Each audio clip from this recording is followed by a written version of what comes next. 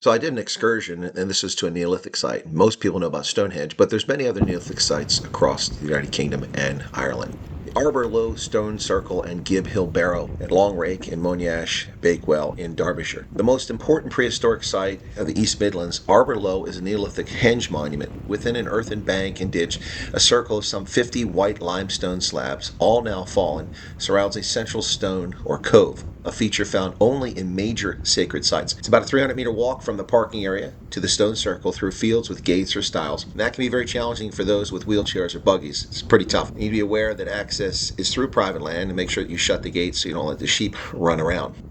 There are no facilities on the site. The nearest public toilets and cafe are at Parsley Hay, over a mile away to the west near the A515 junction with Rake. Now, on the site, I met some wonderful people. That would be Mel and Tim, and I interviewed both of them about their experience there. And it was rather special for Mel especially, but also for Tim. It's the first time at a Neolithic site. I hope you enjoy the conversation with them and what follows. Geez, folks, I'm in Arbor Low, and it is windy out here. Mel is with me. She's going to explain something about the ley lines here. Hopefully the wind won't distract.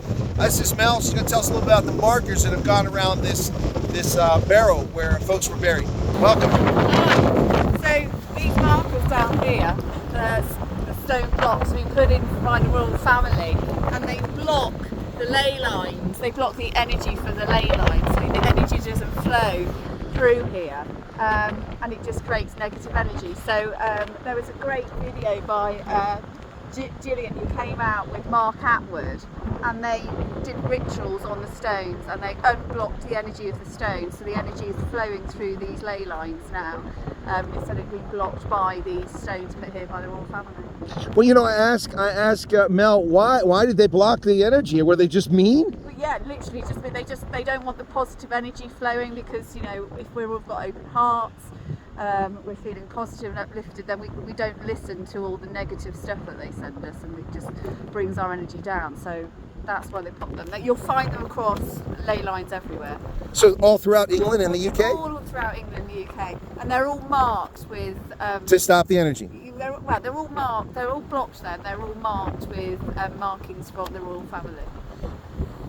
If you didn't like monarchies before, hey Tim, how's it going? There's Tim. If you didn't like monarchies before, maybe you'll like them less now. Anyway, folks, from Derbyshire, because I think that's how you say it. Of course, in American we'd say Derbyshire. Yeah, Derbyshire. Anyway, so all right, well, we'll catch back up with you guys a little bit later. I'm going to head over now to the stones. Cheers.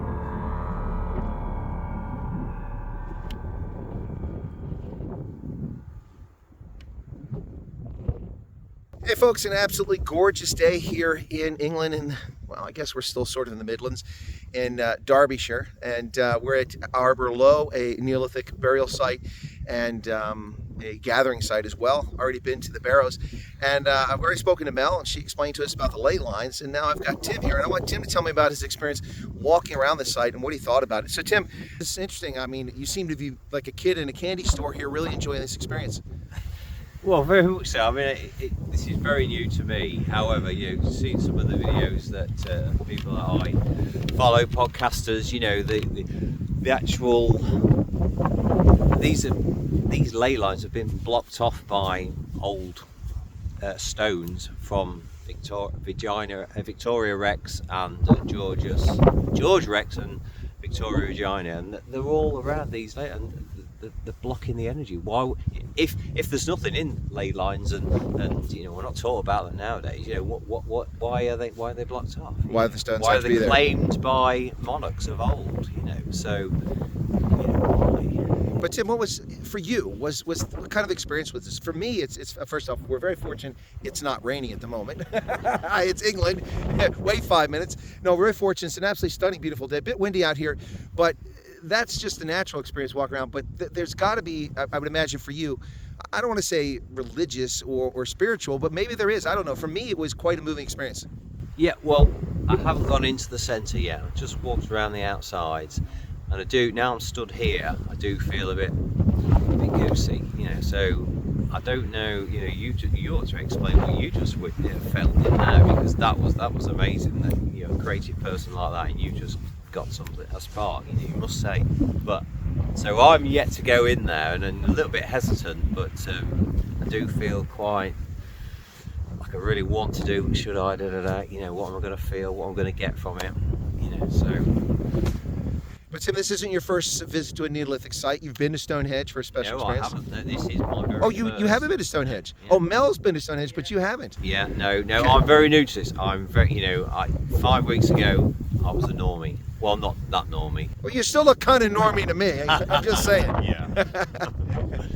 But no, this is. You know, I'm on a path. I'm just starting to realise that. Hang on, these things do have meaning. They not only have meaning, they have power. They have an energy. They, you know, what is the world if it's not frequency? Or, you know, send text messages and wonder how we don't wonder how that goes off. But you know, this is good point. This is the old. These were. How did these get here? How did they get erected? How did, you know? Well, Tim, you raise a good question. And whether someone believes in the spiritual aspect of this or not, you have to be impressed by the effort by Neolithic Stone Age peoples for 1,500 years to assemble sites like this and move these stones in such a fashion. It's incomprehensible in today's world. I mean, you know, we struggle building bridges sometimes in the 21st century, but folks move these stones here for a purpose. And they were, in some ways, I suppose, one with nature and with the sun and with the moon. Yeah. History is hidden from us, isn't it? You know, they don't want us to know about this. And why? Why is it so hidden? Because there's power, there's energy, there's meaning, there's, you know, and you know, it feels it now. I feel very goosey. I feel very shivery. You know, so I don't know where I'm going with it, but I'm enjoying the feeling.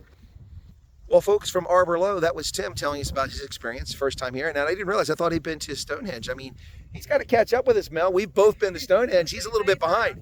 Yeah, and neither of them have been to the Orkneys. And I tell you, folks, you've got to go to the Orkneys. It's beautiful. Well, if you like sheep in the wind, you'll love it.